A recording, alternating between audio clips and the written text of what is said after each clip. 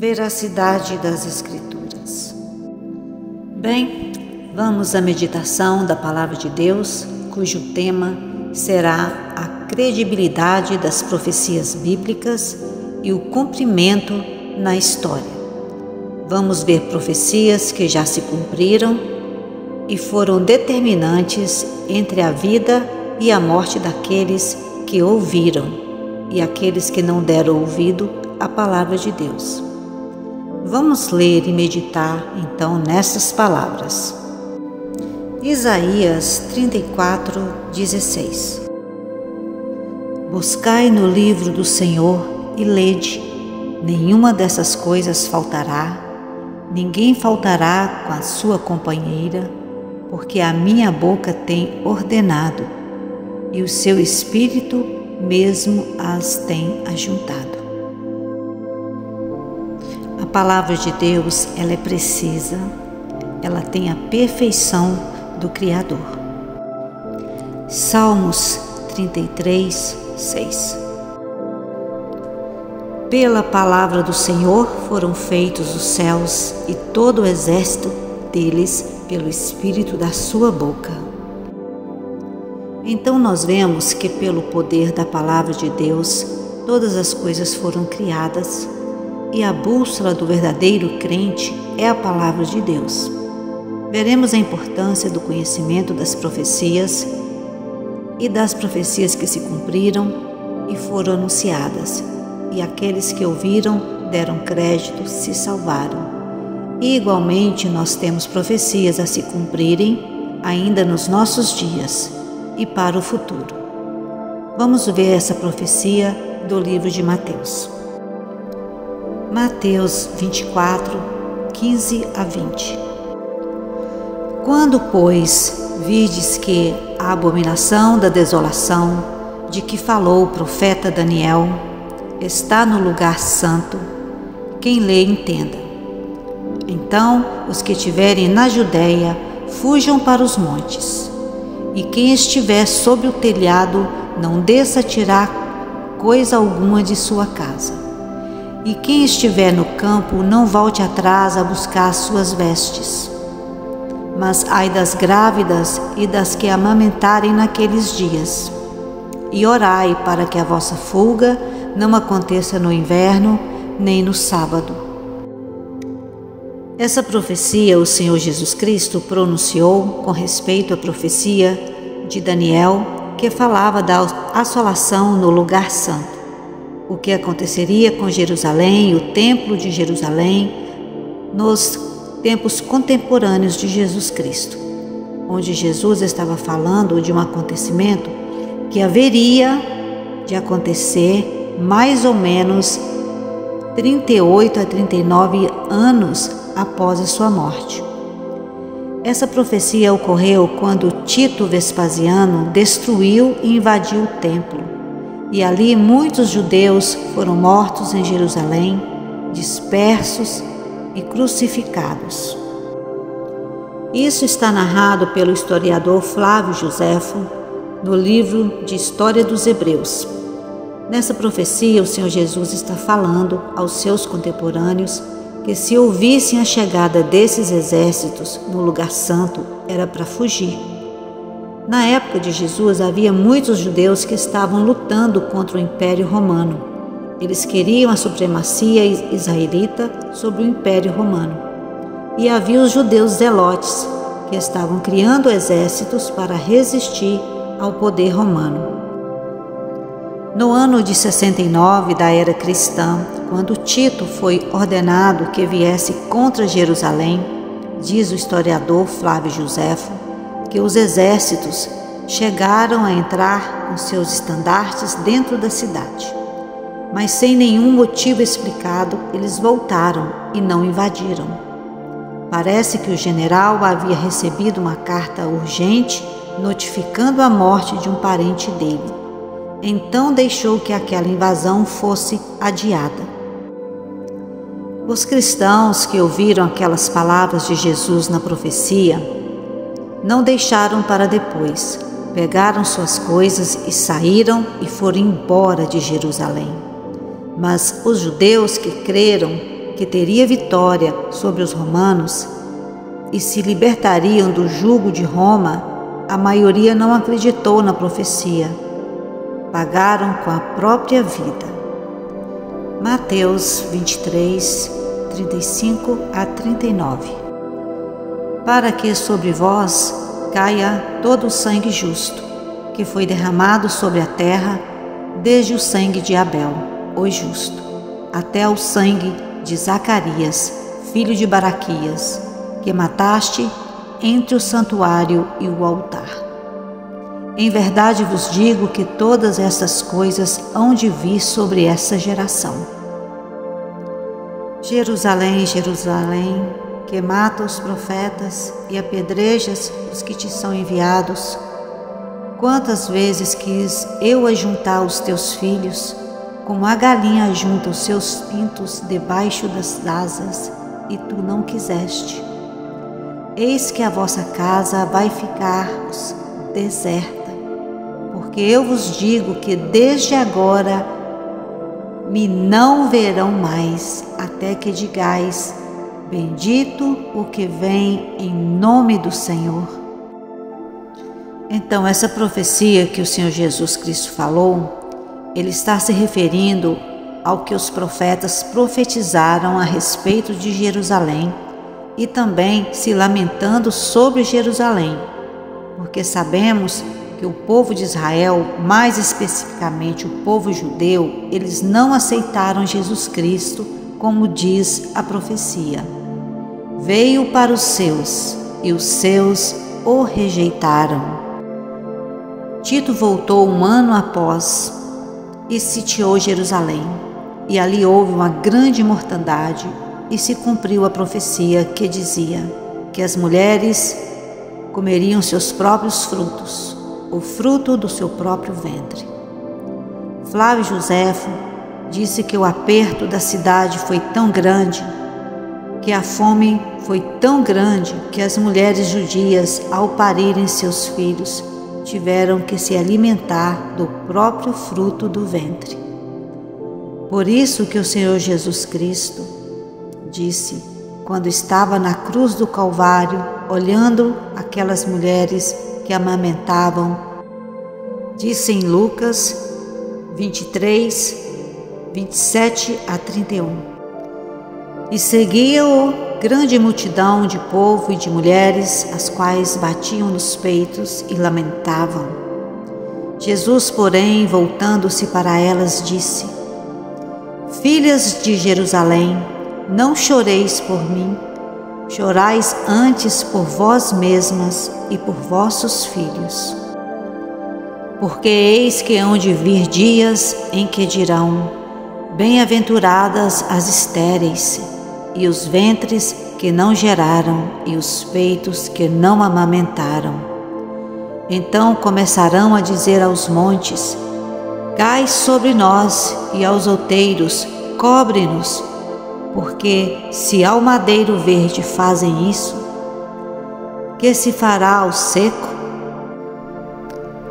Tudo aquilo que estava ocorrendo, inclusive a própria rejeição do Filho de Deus, o povo judeu não enxergava a luz dos profetas, não enxergaram o que os profetas falavam a respeito de Cristo, que haveria de sofrer, que haveria de padecer, que seria um homem desprezado, como diz o livro de Isaías.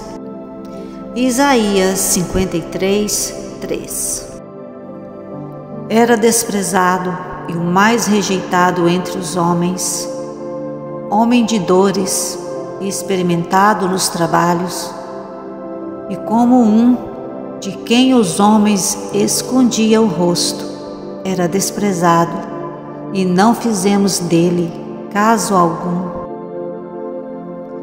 E quando Jesus estava ali no caminho para o Calvário, naquele sofrimento, ele, em olhar profético, olhou para aquelas mulheres e disse: por que vocês estão chorando por mim, lamentando por mim?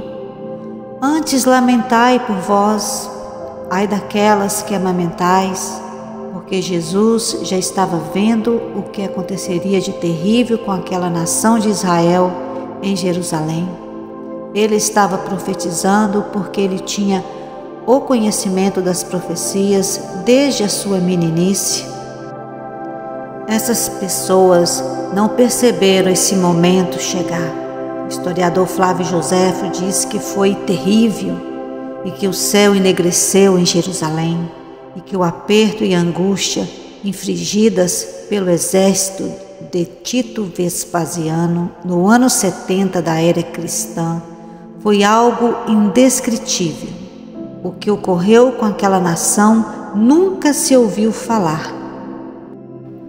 Lamentação 2, versos 20. Vê, ó Senhor, e considera quem fizeste assim. Hão de comer as mulheres o fruto de si mesmas, as crianças que trazem nos braços? Ou matar-se-á no santuário do Senhor o sacerdote e o profeta? Como é importante dar a credibilidade à palavra de Deus. Quem creu nessas profecias salvou-se. Amós 3:7. Certamente o Senhor Deus não fará coisa alguma sem ter revelado o seu segredo aos seus servos, os profetas. Como podemos ter certeza de que Deus está realmente conosco? Jesus Cristo disse no Evangelho de João as seguintes palavras. João 15:7. Se vós estiverdes em mim e as minhas palavras estiverem em vós, pedireis tudo o que quiserdes e vos será feito. Então, é necessário que as palavras estejam em nós e nós estejamos nele. Então devemos estar preocupados em saber se os segredos de Deus estão revelados para nós na palavra de Deus, pois a palavra de Deus tem segredos, como diz o apóstolo Pedro. 2 Pedro 1:19-21. E temos muito firme a palavra dos profetas, a qual bem fazeis em estar atentos, como a uma luz que alumia em lugar escuro, até que o dia amanheça e a estrela da alva apareça em vossos corações. Sabendo primeiramente isso, que nenhuma profecia da Escritura é de particular interpretação, porque a profecia nunca foi produzida por vontade de homem algum, mas os homens santos de Deus falaram inspirados pelo Espírito Santo. Jesus vai falar em Mateus que no tempo do fim será como nos dias de Noé. Mateus 24:37-38. E como foi nos dias de Noé, assim será também a vinda do Filho do Homem. Porquanto, assim como nos dias anteriores ao dilúvio, comiam, bebiam, casavam-se e davam-se em casamento até ao dia em que Noé entrou na arca. Mateus 7:21-27. Nem todo o que me diz Senhor, Senhor, entrará no reino dos céus, mas aquele que faz a vontade de meu Pai que está nos céus. Muitos me dirão naquele dia: Senhor, Senhor, não profetizamos nós em teu nome? E em teu nome não expulsamos demônios? E em teu nome não fizemos muitas maravilhas? E então lhes direi abertamente: nunca vos conheci, apartai-vos de mim, vós que praticais a iniquidade. Todo aquele, pois, que escuta estas minhas palavras e as pratica, assemelhá-lo-ei ao homem prudente que edificou a sua casa sobre a rocha. E desceu a chuva, e correram rios, e assopraram ventos, e combateram aquela casa, e não caiu, porque estava edificada sobre a rocha.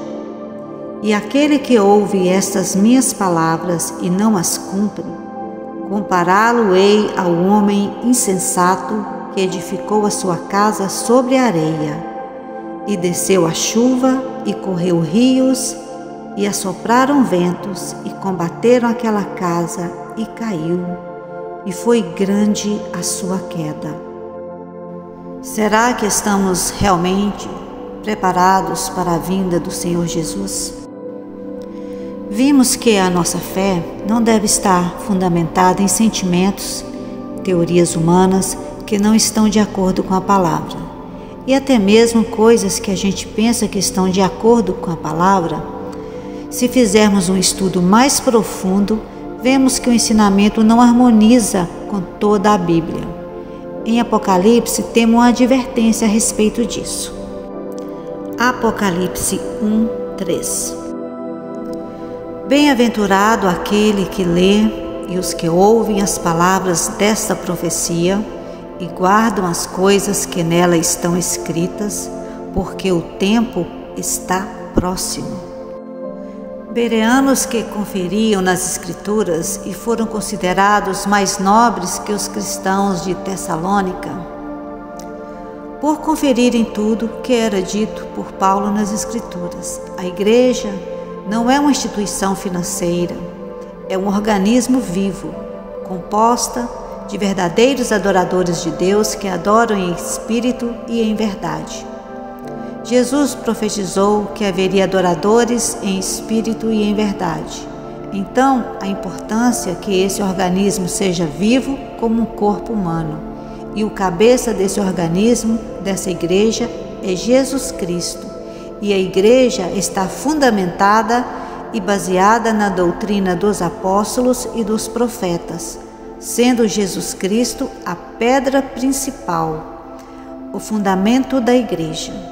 Jesus Cristo combateu o inimigo na palavra de Deus. Disse, está escrito, e o inimigo bateu em retirada. Tiago 3:13-18. Quem dentre vós é sábio e entendido? Mostre pelo seu bom trato as suas obras em mansidão de sabedoria. Mas se tendes amarga inveja e sentimento faccioso em vosso coração, não vos glorieis, nem mintais contra a verdade. Essa não é a sabedoria que vem do alto, mas é terrena, animal e diabólica.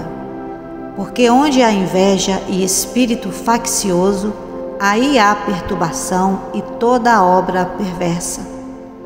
Mas a sabedoria do alto é primeiramente pura, depois pacífica, moderada, tratável, cheia de misericórdia e de bons frutos, sem parcialidade e sem hipocrisia. Ora, o fruto da justiça semeia-se na paz, para os que exercitam a paz.